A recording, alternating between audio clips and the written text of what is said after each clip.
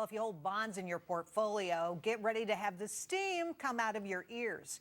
There's a move on in Washington to tax us if we want to sell out of some of our own assets, bonds.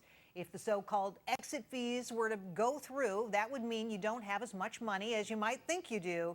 And we have a totally other topic. Listen to this. Is your family getting in the way of your financial security? We're covering your assets tonight on the Willis Report, and I'm joined by certified financial planner CPA Ed Slott, John Vento, and Wall Street Journal reporter Veronica Dagher. Thanks all of you for coming in. Great stuff.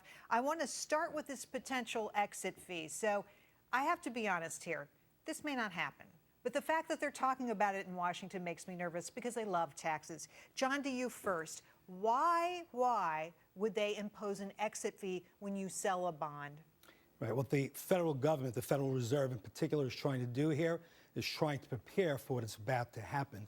The Federal Reserve is now tightening monetary policy.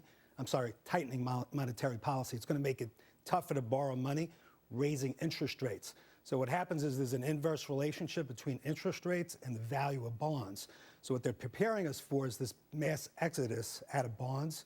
By imposing this added tax, this exit tax, they're hoping it's going to stop people from rushing out and liquidating their bond portfolio. Veronica, how we're going to protect you. We're going to protect you by imposing a tax that is going to make your portfolio worth less. How crazy is this?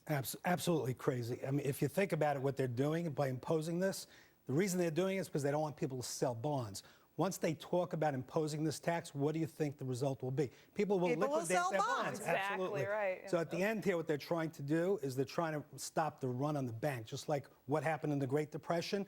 The big fear right now the Federal Reserve isn't talking about is that there's going to be a big run on bonds, and specifically bond mutual funds. So they're trying to find some creative ways here from stopping us to get our money in case this crisis actually occurs. I hope you're all getting this out there because I know you have bonds in your portfolio. So it seems to me that people who were in their 70s, 80s, 90s would be prime suspects for younger relatives, kids who want to get involved in the process.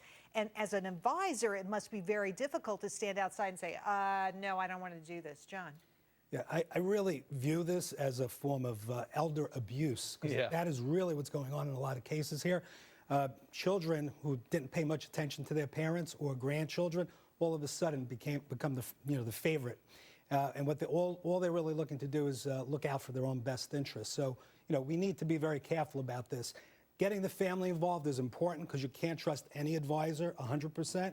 But you can't trust the family member 100% either. It has to be between the two of them. It seems to me there's a sandwich generation there that can be very helpful. Ed, thanks for your wisdom. John, great stuff. Veronica, as always, great to have you here.